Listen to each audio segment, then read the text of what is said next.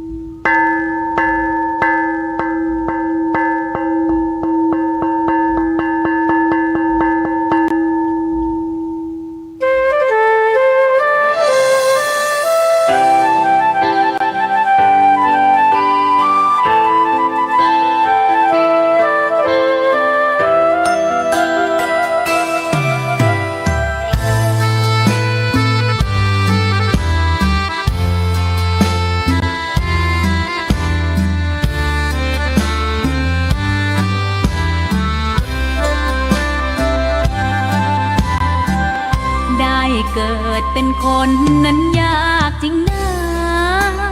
พบพุทธศาสนายิ่งแสนยากเย็นคนไทยโชคดีที่สุดแล้วมีแก้วสามดวงงามเด่นมีวัดซึ่งเป็นนาบุญยิ่งใหญ่มีศาสนาพุทธประจ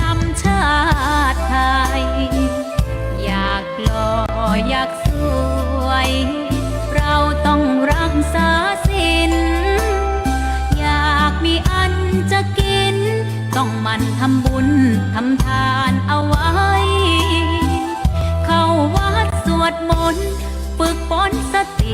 ให้ว่องไวรีบทำตอนที่เราทำเองได้อย่ารอจนตายถึงเข้าวัดว่าเข้าวัดยามเป็นจะได้เห็นแต่น้ำใจเข้าวัดยามตายจะได้เห็นแต่น้ำตาก่อนจะสายเกินขอเชิญมาใช้ชีวิตให้คุ้มค่าเจริญทานศีลภาวนาสั่งสมบารมีไว้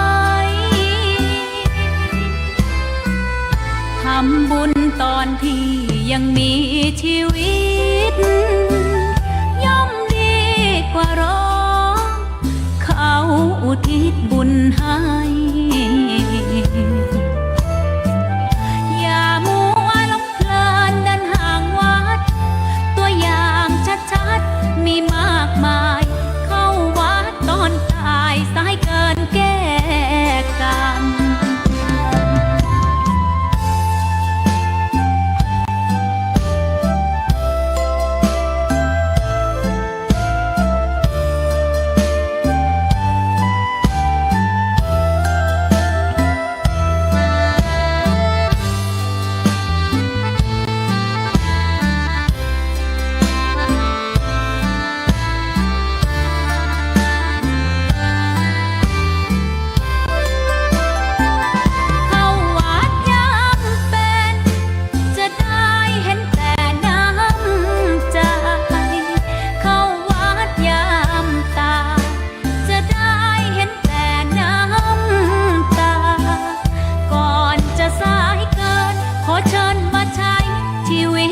คุ้มค่า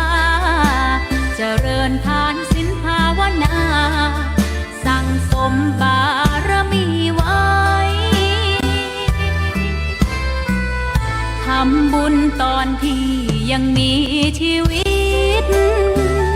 ย่อมดีกว่ารอเขาอุทิศบุญให้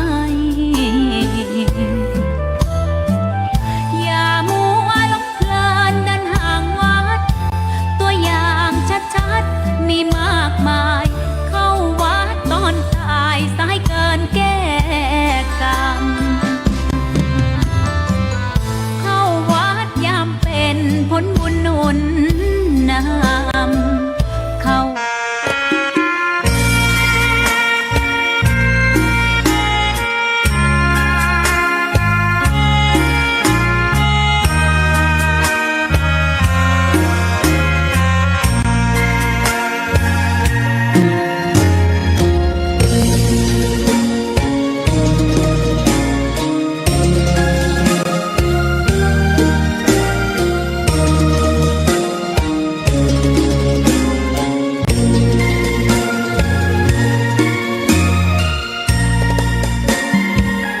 ดอกบัวดอกหนึ่งตึงใจไว้เพื่อบูชาแด่องค์พระศาสดาสัมมาสัมพุทธเจ้ามีความงามเงียบไม่เปรียบเทียบเขาเทียบเราใครมองไม่งามช่างเขาแต่เจ้าก็คือดอกบัวด้วยความสัตย์ซื่อยึดถือความดี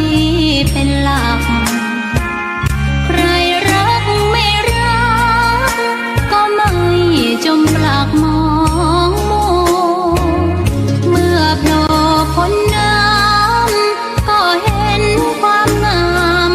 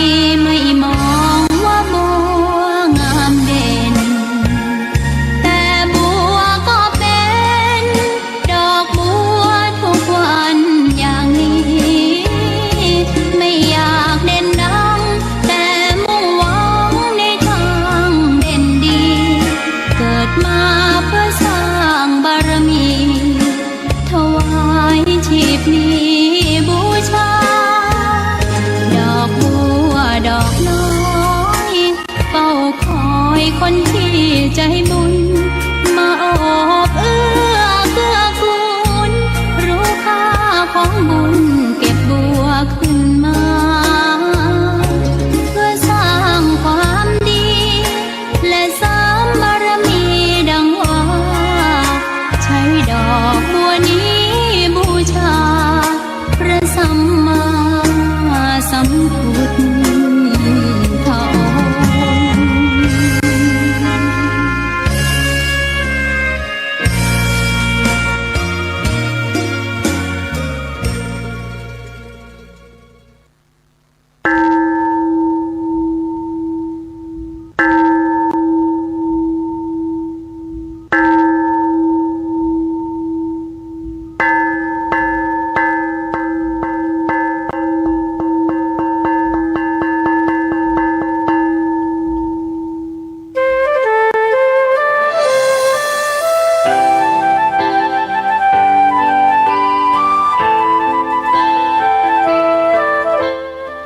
ขอนอบน้อมต่อพระรัตนตรัยแก้วเจ้าสามประการ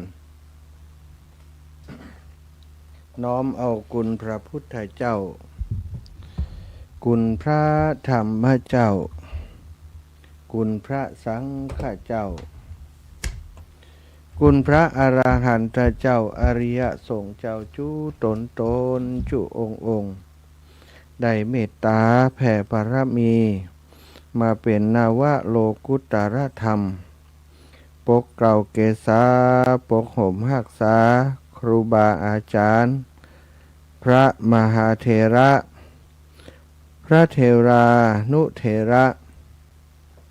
เปื่อนสหธรรมิกสหพรหมจารีทุกรูปทุกองค์ปกห่มหักษาศรัทธาสาธุชนคนดีเท่าแก่อีป่ออีแม่ทั้งหลายที่ติดตามรับฟังรายการสารธรรมยามค่ำตั้งสถานีวิทยุเพื่อการศึกษาวิทยาลัยสงฆ์นครลำปางและสถานีวิทยุเพื่อการศึกษาศาสนาวัฒนธรรมวิทยุสถานีวิทยุ 104.50 เมกะเฮิรตซ์วัดฝายหินซึ่งก็เป็นสถานีหลักนะที่รับสัญญาณจากการจัดรายการติลำปางของอาตมาภาพส่งสัญญาณไปให้พี่น้องในพื้นที่จังหวัดเชียงใหม่หลายอำเภอได้สดับรับฟังพร้อมกันนะในช่วงนี้ในช่วงเวลานี้ขอขอบคุณท่านอาจารย์ใหญ่ท่านพระครูสมุวิสุวัฒน์วรกิจโจผู้มีเมตตาต่ออาตมาภาพมาโดยตลอดตั้งแต่ทำโครงการธรรมยาตราเพื่อการศึกษาท่านอาจารย์ได้มีสมณะเมตตาถ่ายทอดกิจกรรมต่างๆที่อาตมาภาพและครูบาอาจารย์ได้ดำเนินการผ่านทางโครงการธรรมยาตราเพื่อการศึกษาจนได้มีโอกาสพบปะครูบาอาจารย์นะก็ได้ถือว่าสนิทชิดเชื้อกันพอสมควรเนาะเพราะเนื่องจากว่ามีอายุเต่าเดียวกันซะท่าท่านอาจารย์เป็นอายุ06เหมือนกับอาตมาภาพนะแต่จะเกิดก่อนน้อยอาตมาเกิดเดือนพฤศจิกาท่านอาจารย์เกิดก่อนเดือนยังจำมาได้ แต่ว่าก่อนก็ถือว่าเป็นปีอ้ายนะเป็นปีอ้ายโดยเดือนแต่ว่าเป็นเปื่อนโดยปีพุทธศักราช 2506 เหมือนกันก็ได้รับความเมตตาจากครูบาอาจารย์วันนี้ก็เชื่อมสัญญาณไปทางเชียงใหม่ตัวเนาะก็ได้รับฟังกันอยู่เนื้อทักทายพี่น้องลำปางเชียงใหม่พร้อมกันไปพบปะกันวันนี้สถายปล่อยเมตตั้งหลายวันที่3วันจันทร์ที่3เดือนกุมภา2568ก็วันนี้ก็เจอ2รอบนะช่วงเจ้าตี3ถึงตี5ถ้าตื่นเจ้าก็พบปะกับอาตมาแล้ว1รอบ1ผ่านไป2ชั่วโมงก่อนค่ำตอนแรกนี้ก็วนมาพบปะกันอีกครั้งหนึ่งเนาะก็ขอบคุณสถานเนอะตอนจัดรายการยามเจ้าก็โทรเข้ารายการอูจาฮือกำลังใจกันมา ตอนค่ำตอนแรงนี้ก็คงจะฟังกันอยู่เยอะอยู่เหมือนกันเนาะเพราะเป็นรายการปกติที่จัดทุกวันจันทร์อังคารพุธวันจันทร์อังคารพฤหัสศุกร์เสาร์เว้นวันพุธและวันอาทิตย์2 วันก็เพื่อจะแบ่งปันให้ครูบาอาจารย์รูปอื่นๆเพิ่นได้เข้ารายการในช่วงนี้ตัวเนาะท่านอาจารย์เสน่ห์การลงและท่านพระครูสิริธรรมบัณฑิตท่านอาจารย์ผู้อำนวยการวิทยาลัยสงฆ์ท่านอาจารย์พระมหานพดลสุวรรณเมธีก็มาร่วมเข้ารายการในช่วงนี้โดยเช่นเดียวกันวันนี้พบปะกันแล้วนะก็ปาศรัทธาไว้พระสวดมนต์ก่อนที่จะนำสารธรรมสิ่งละอันพันละน้อยมาแบ่งกันในเวลานี้แบ่งปันให้ศรัทธาญาติโยมได้ติดตามรับฟังได้หันกิจกรรมของพระสงฆ์องค์สังฆเจ้าในแต่ละวันนะโดยเฉพาะตัวอาตมาก็ทำหน้าที่เป็นผู้ประสานงานของเครือข่ายคลื่นสีขาวแทนครูบาอาจารย์ได้เดินทางไปสนองงานครูบาอาจารย์และไปยอมจิตยอมใจศรัทธาญาติโยมที่เป็นแฟนรายการเพื่อนมีกิจกรรมยังก็ไปร่วมเพื่อนวันนี้ก็จะเล่าให้ฟังว่าไปไหนมาพ่องเล็กน้อยแล้วก็จะนำสารธรรมมาแบ่งปันกันเนาะต่อไป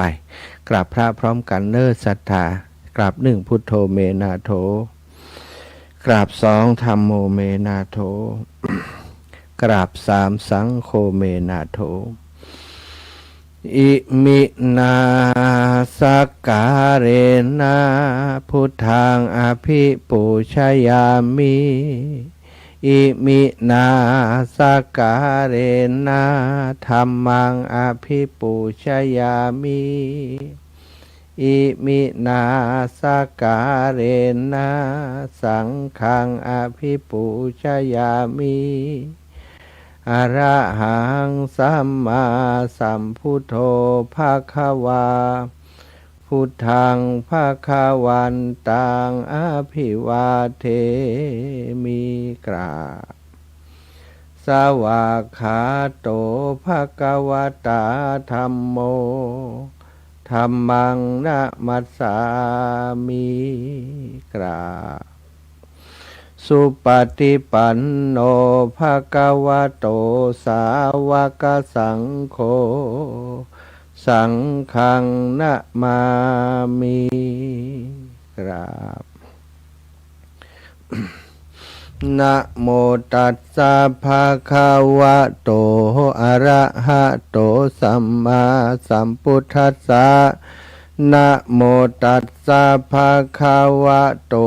อะระหะโตสัมมาสัมพุทธัสสะนะโมตัสสะภะคะวะโตอะระหะโตสัมมาสัมพุทธัสสะพุทธังสารนังกัจฉามิธัมมังสารนังกัจฉามิสังฆังสารนังกัจฉามิตุติยัมปิพุทธังสารนังกัจฉามิตุติยัมปิธัมมังสารนังกัจฉามิตุติยัมปิสังฆังสารนังกัจฉามิตติยัมปิพุทธังสารนังกัจฉามิตติยัมปิธัมมังสารนังกัจฉามิตติยัมปิสังฆังสารนังกัจฉามิ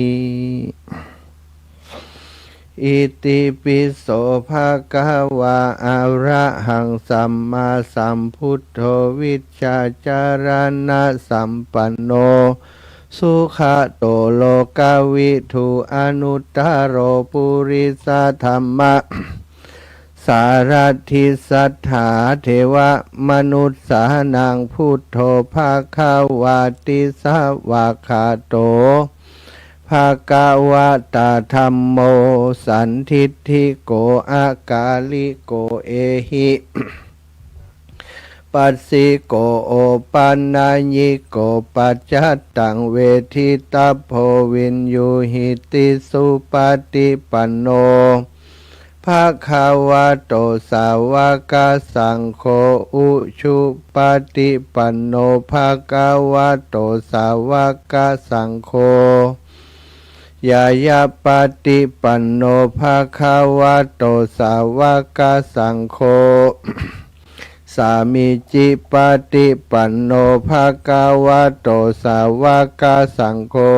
ยะทิทังจัตตาลิปุริสายุคานิอัฏฐปุริสาปุคลาเอสาภะคะวะโตสาวกสังโฆอาหุนายโยปาหุนายโยทักขินายโยอัญชาลิการะนิโยอนุตตรังปุญญเขตังโลกัสสาติ อากราบพระพร้อมกันเนอศรัทธาญาติโยมทั้งหลายกราบหนึ่งพุทธังวรันตังสิรสานะมามิกราบสองธัมมังวรันตังสิรสานะมามิ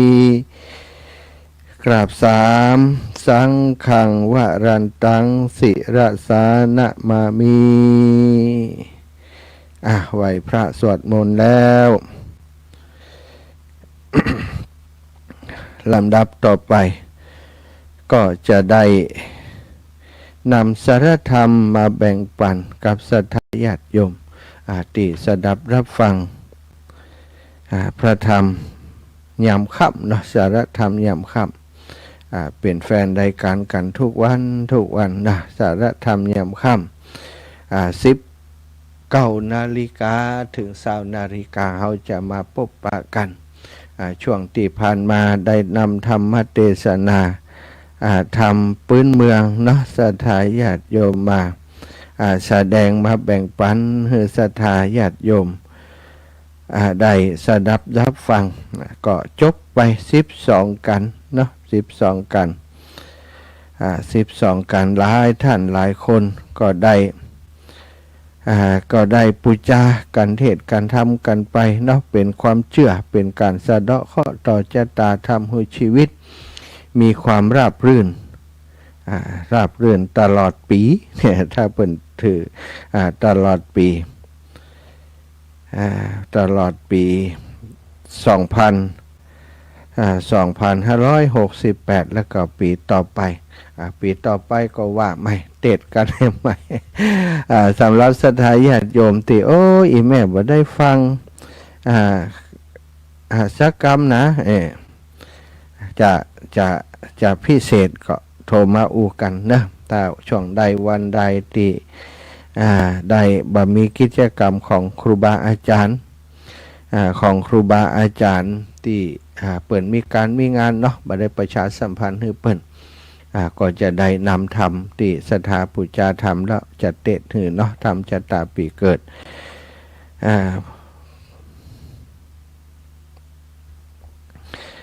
มาเตะถือกับศรัทธาญาติโยมได้สดับรับฟังนะศรัทธาอีพ่ออีแม่ทั้งหลายวันนี้เนาะก็จะได้นำเรื่องราวของ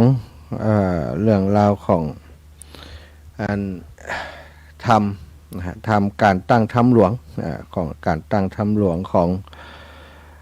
ของวิทยาลัยสงฆ์นครลำปางนะของนครลำปางมาอุจาเนาะกับศรัทธาญาติโยมเกี่ยวกับเรื่อง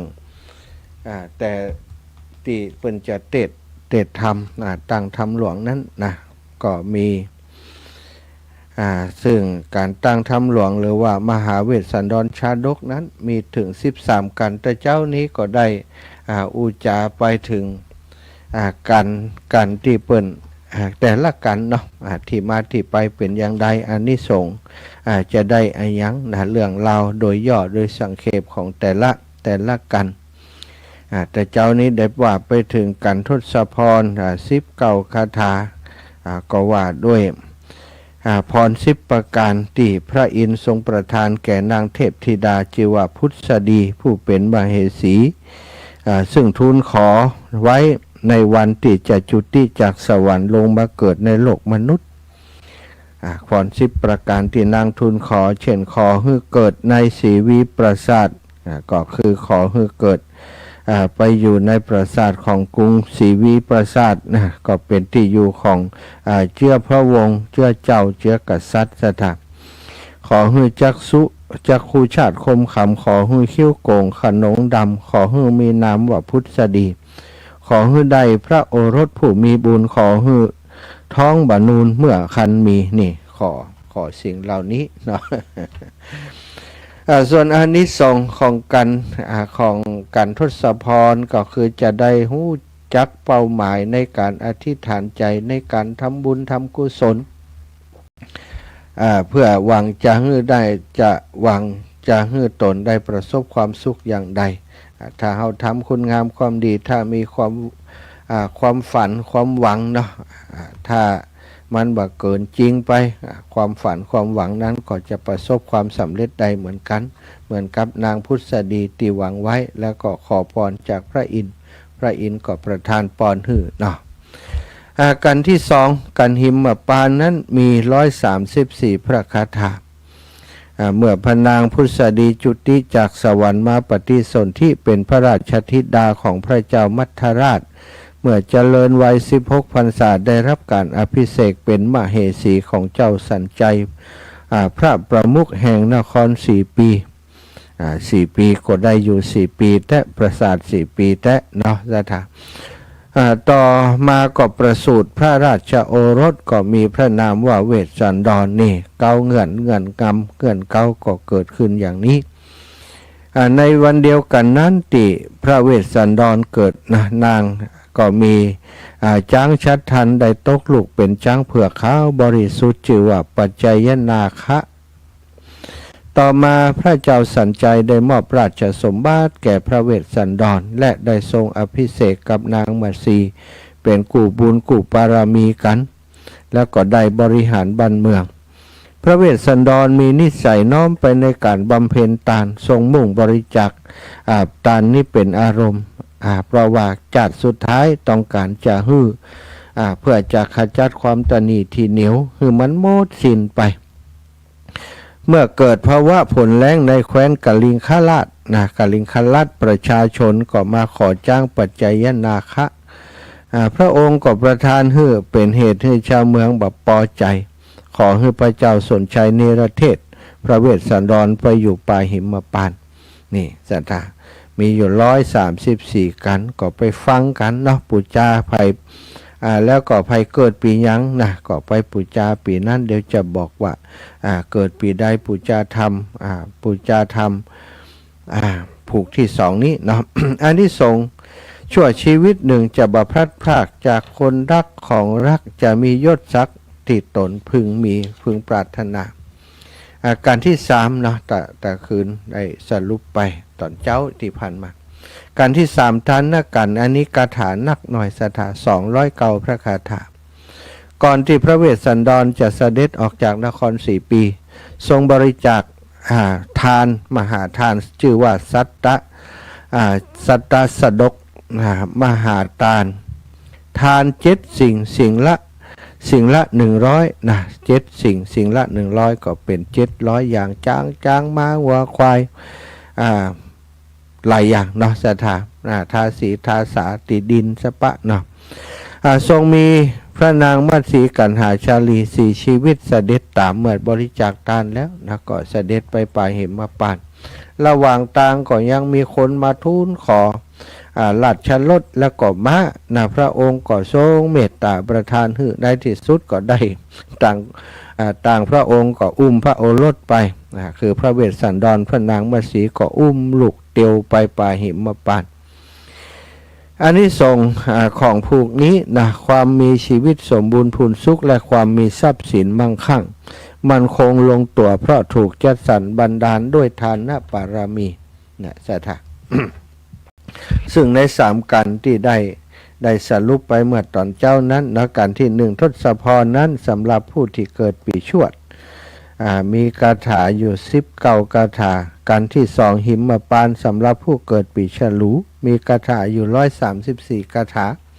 กันที่สามทันนะกันสำหรับผู้เกิดปีขานมีคาถาอยู่209คาถาต่อไปก็จะเป็นการวรรณประเวทนะสถาสำหรับผู้ที่เกิดปีเถาะนี่อาตมาก็ปีเนี้ยนะปีเถาะวรรณประเวทมีคาถาอยู่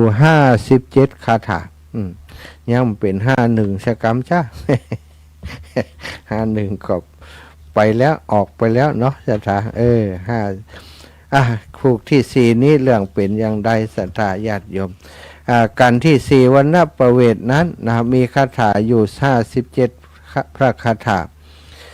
ก็เล่าความว่าเมื่อพระเวสสันดรและนางมัตสีกันหาจารีสี่ชีวิตเสด็จพระราชดำเนิน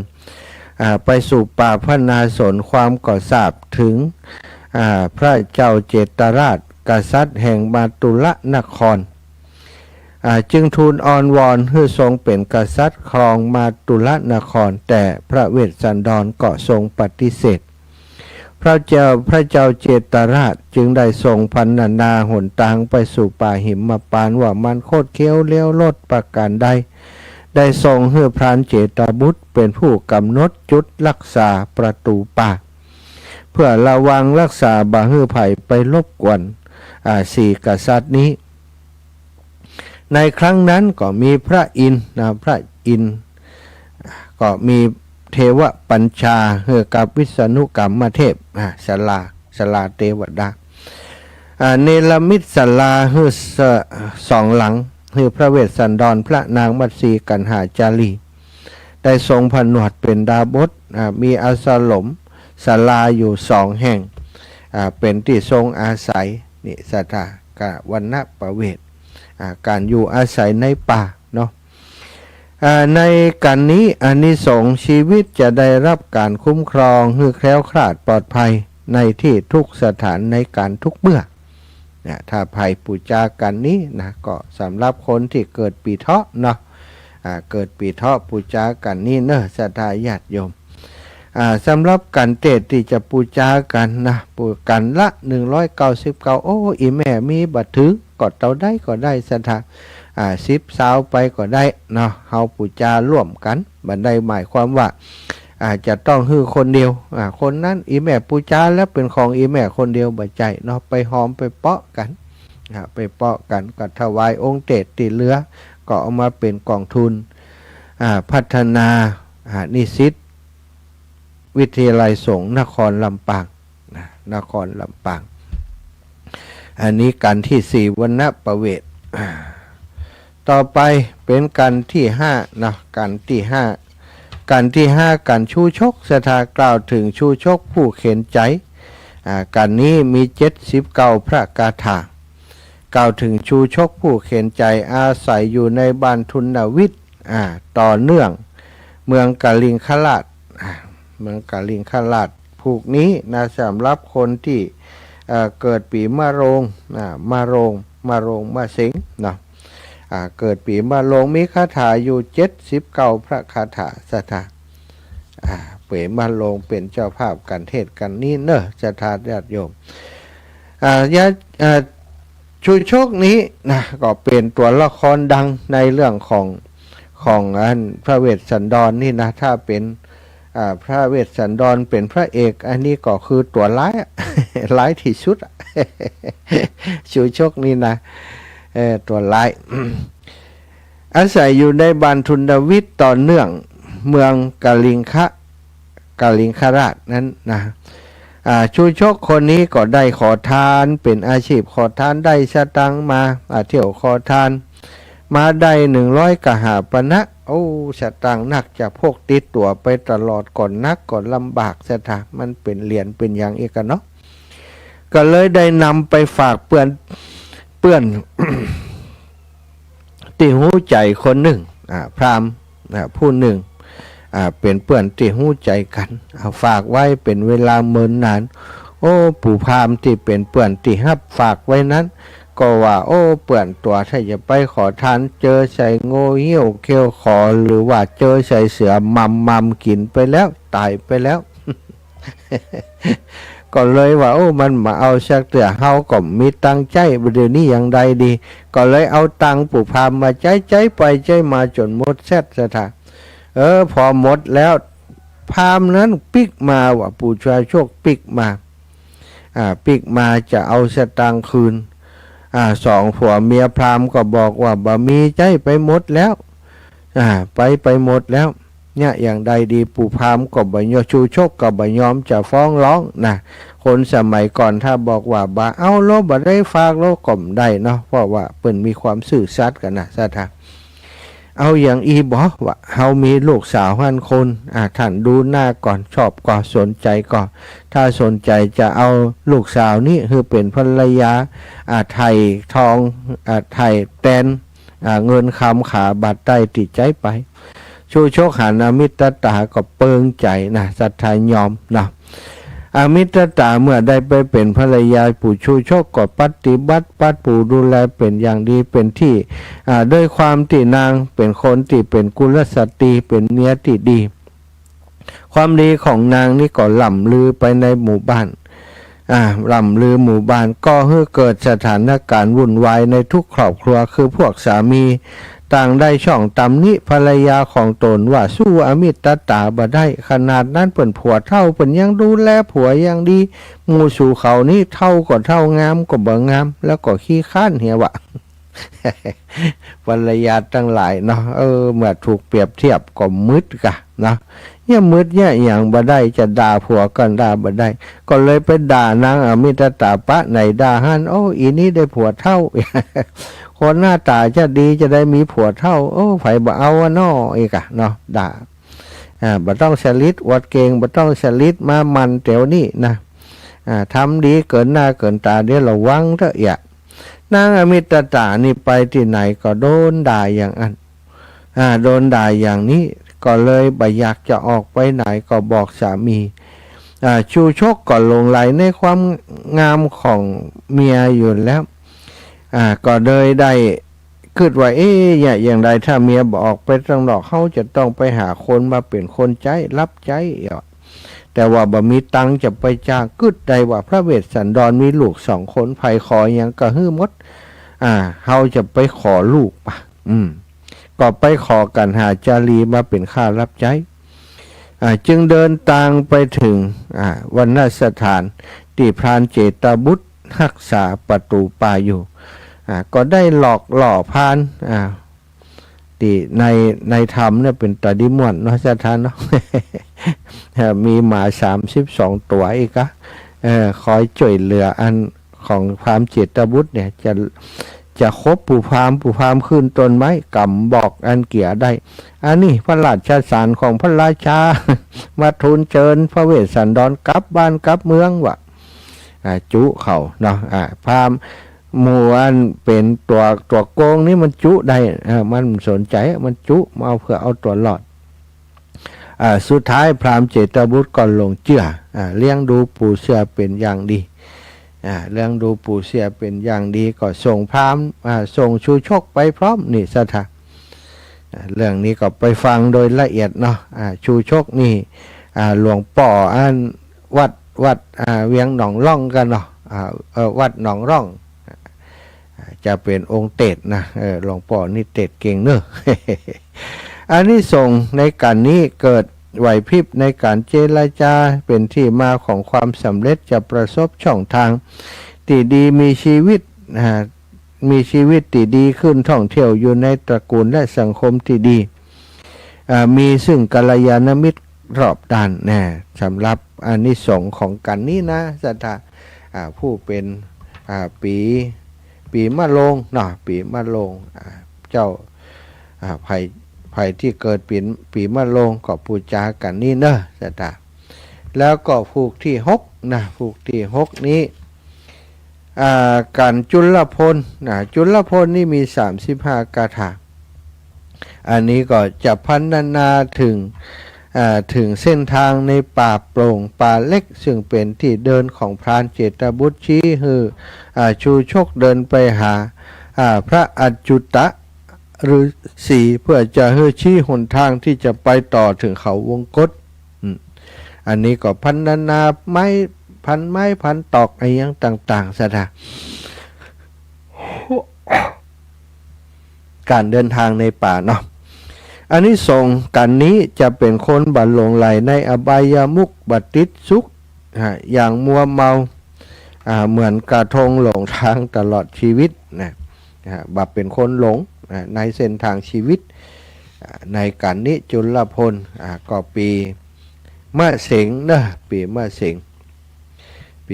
งเจ้าของกันเทศปีนี้ปีมะเสงเนาะกันที่6เป็นเนาะจุลพลสำหรับผู้เกิดปีมะเสงต่อไปก็กันที่7มหาปนนี่สำหรับคนเกิดปีมะเมียนะปีมะเมียมหาปนผูกที่7อันนี้ก็พรรณนาถึงป่าใหญ่ที่ชูชกโดนมาจนถึงที่ภาคหรือว่าอาสลมอาสลมของพระอัจจุตฤาษีแล้วก็หลอกพระฤาษีว่าตนนี่เป็นคนคุ้นเคยกับพระเวสสันดรมาก่อนพระอัจจุตฤาษีก็บ่ได้สงสัยจึงให้ชูชกพักแรมโดย1 คืนพอลุ่งเจ้าก็ชี้ทางไปป่าหิมพานต์ไปสู่อาสลมของพระเวสสันดรเมื่อไปถึงในป่านี้ก็มีราชสีห์4 จำพวกอาศัยอยู่ได้แก่ตินะราชสีห์การะสิงห์แล้วก็บันดุสุรปะฤดินแล้วก็ไกรสอนสิงหราชเป็นที่วาดวันของคนทั่วไปแต่ชูโชคก็ผ่านไปได้นี่สตาเนาะตัวโกง ตัวโกงก็เก่งเนอะชูโชคนี่นะตัวคนเดียวมีอาวุธอย่างสักอย่างแต่ว่ามีปากเป็นอาวุธสตาอันนี้ส่งของกันนี้จะมีลาภยศสุขสรรเสริญตีเนื้อกว่าใครปีที่กันที่7นะกันที่7นี้จะตาปีเกิดปีมะเมียผู้ที่จะปุจจาธรรมกันนี้ก็คือผู้ที่เกิดเป็นปีมะเมียเนอะการปลูกที่6จุลพลอันนี้ก็มหาปนก็แปลว่าปลาใหญ่สัทธะคาถา80คาถาต่อไปก็ปลูกที่8กันกุม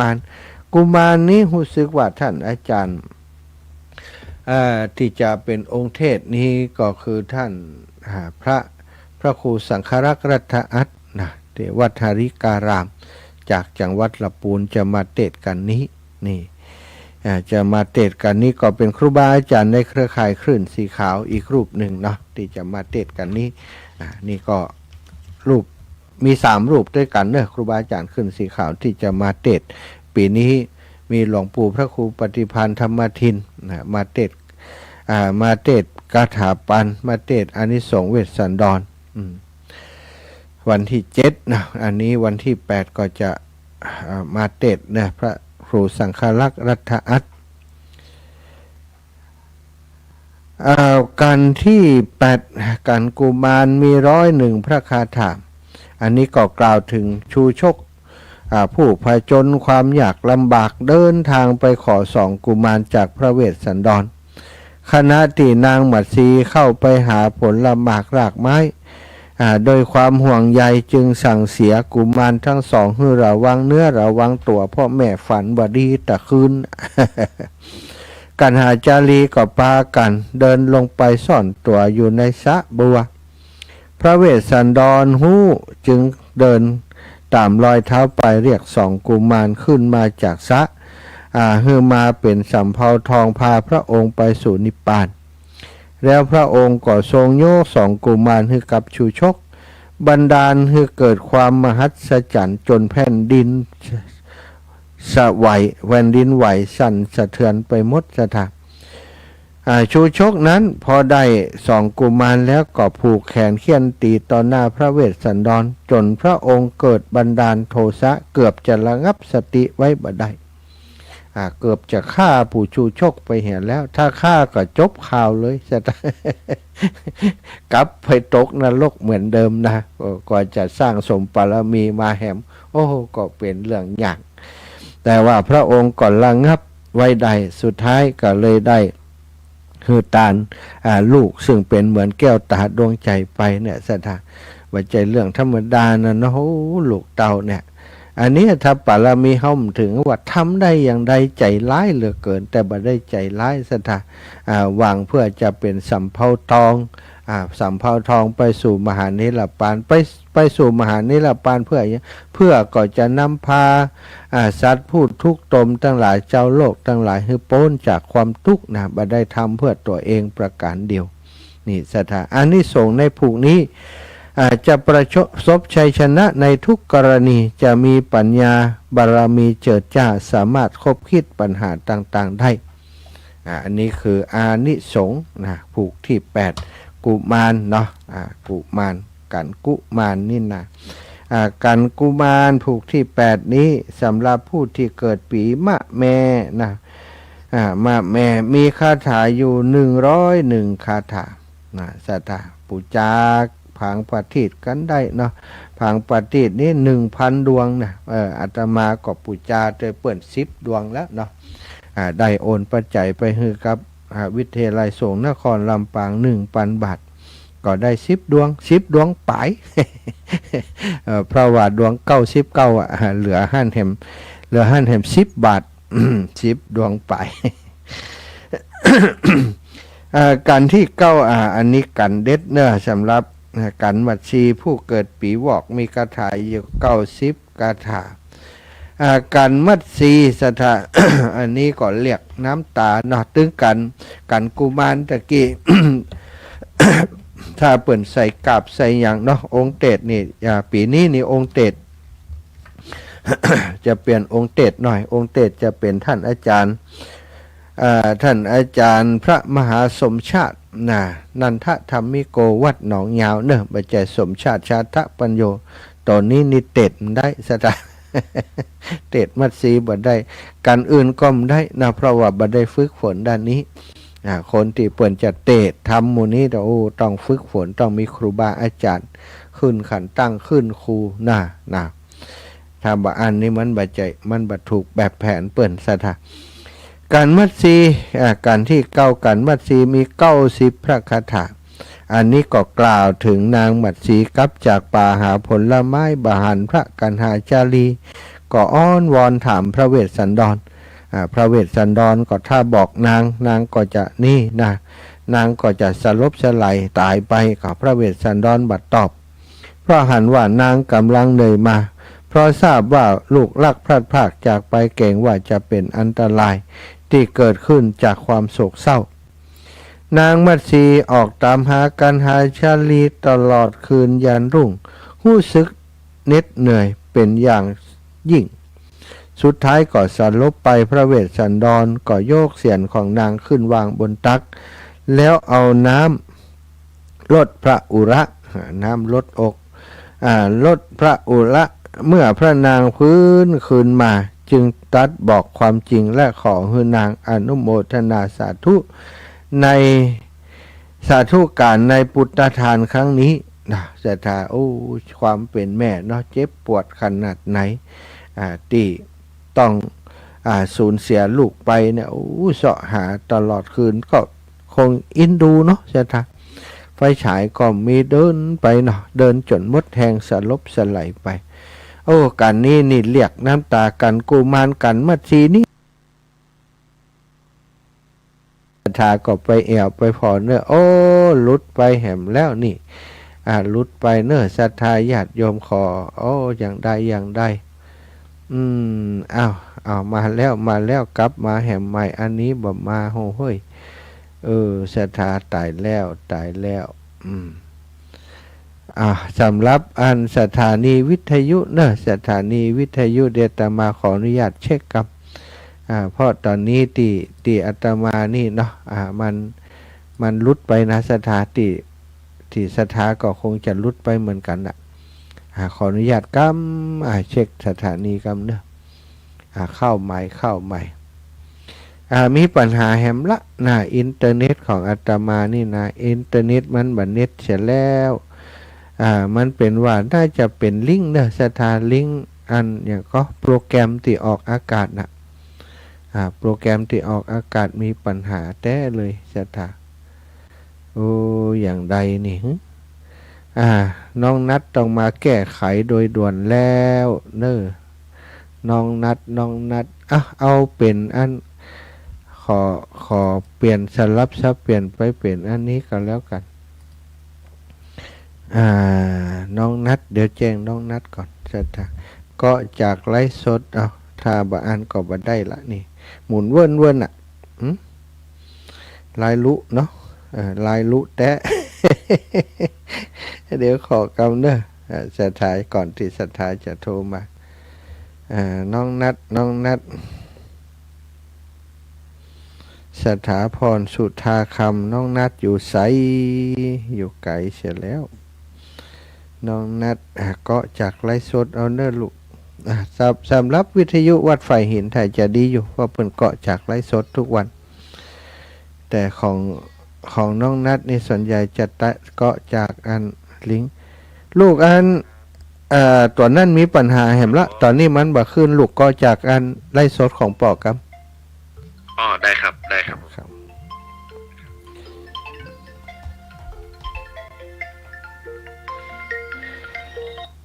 ตั้งวัดไฟเห็นนี่ดีอยู่เนาะแม่เนาะเจ้าดีอยู่โอเคจ้ะสาธุเจ้าตั้งโทรมาแจ้งได้ตั้งไฟเห็นดีอยู่แต่ว่าตั้งของอันลำปางนี่มีปัญหาเจ้า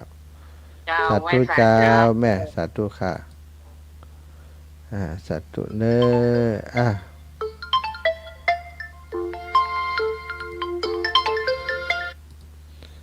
อดีแล้วก้าลำปางว่ายังได้ลำปางขาดหายไปก็ว่าได้อาจารย์มันมาหายแล้วมันว่ากำเดียวนะวนไปวนน่าแสดงว่ามันเสียตอนนี้คือน้องนัดจัดการยืนเนอกันเดียวก่อนอาจารย์นะผู้จะมาบิณฑบาตจังได้โถกหอยช่างเนอเจ้าสาธุยายพรรับสายไปเลยเนาะตะกี้ถึงมัดซีเนาะต่อไปวันผูกก็ว่ากันเจริญพรยายพร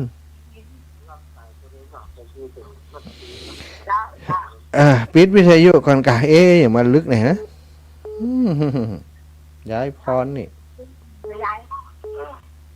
ก็ฟังไฟเห็นเนี่ยกะดี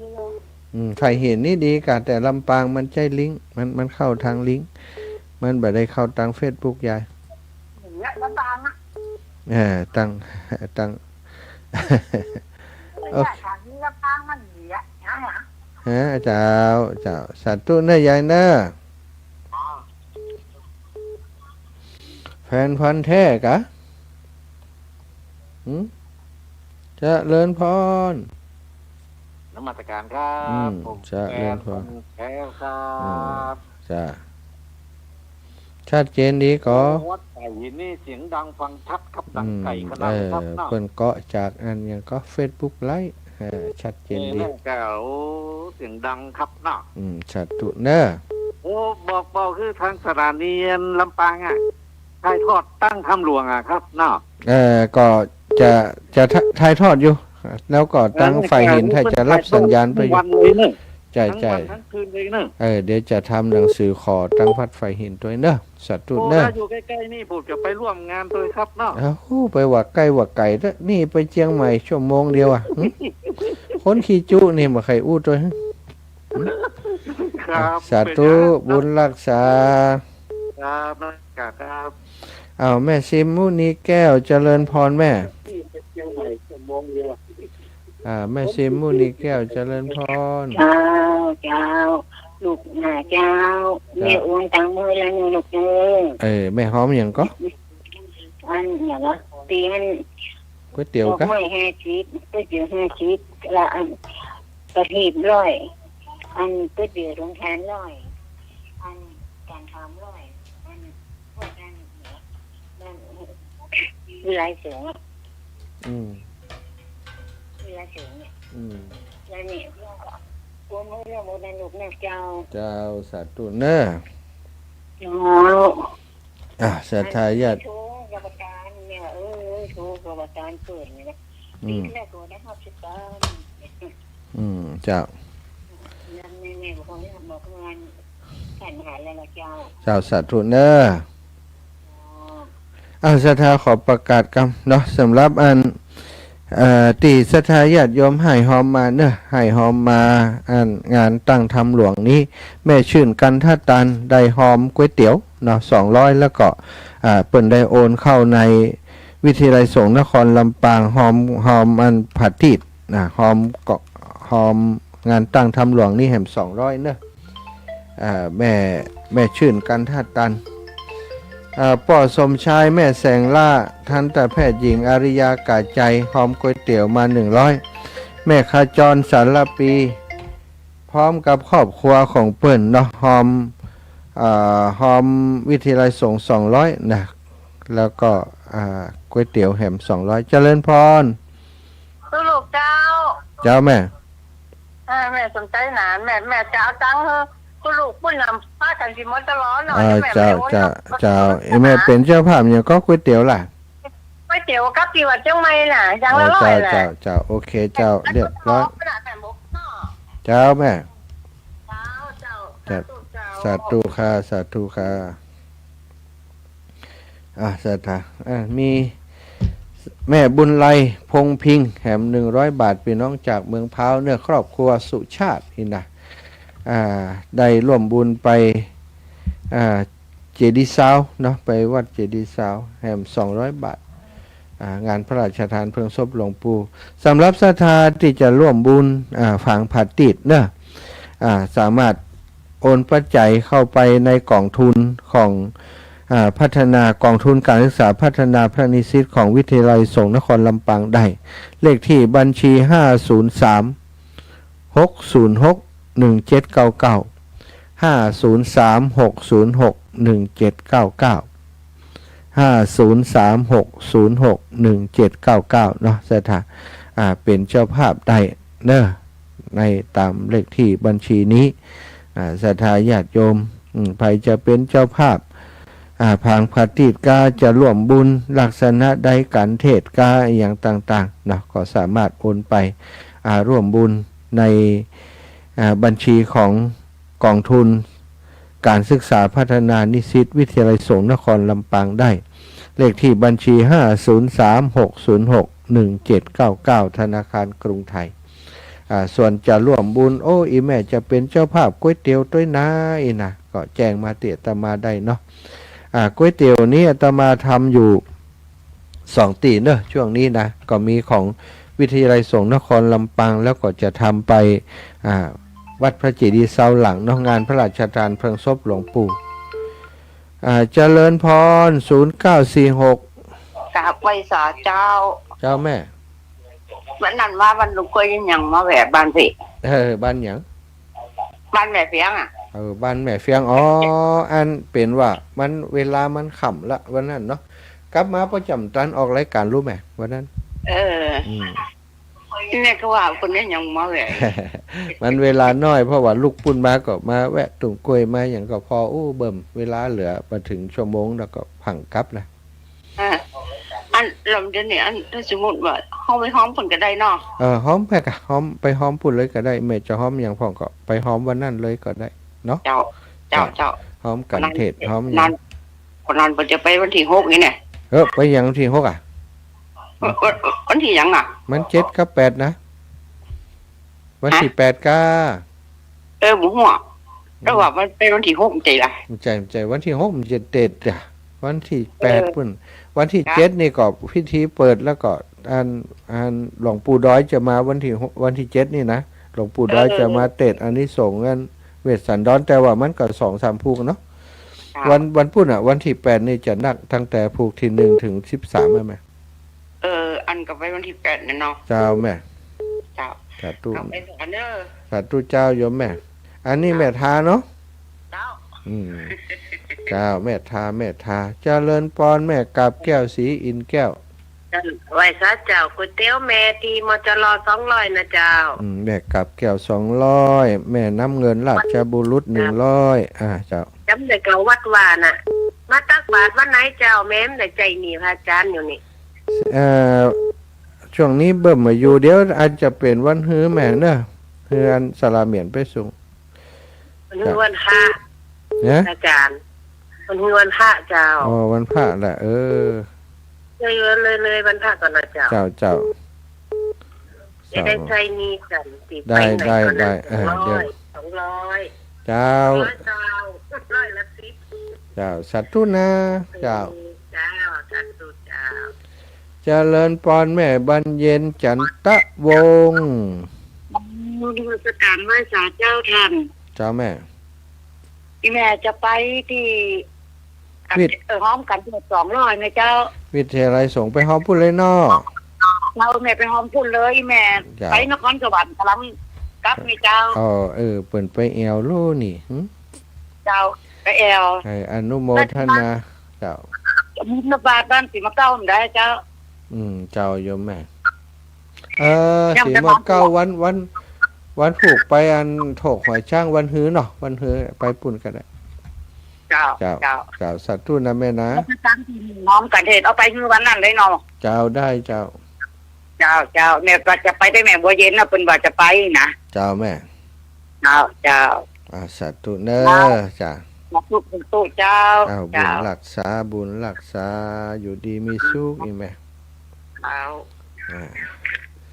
แม่บรรเย็นจันตะวงศ์เอาละศรัทธาญาติโยมเวลาหมดเวลาก็ขออนุญาตนำรายการจากลาศรัทธาญาติโยมทุกคนทุกท่านไปด้วยเวลาเพียงเท่านี้ขอความสุขสวัสดีจงบังเกิดมีแก่ศรัทธาสาธุชนคนดีทุกคนทุกท่านจัตตารโอธรรมาวัฏันติอายุวโนสุขังพระลัง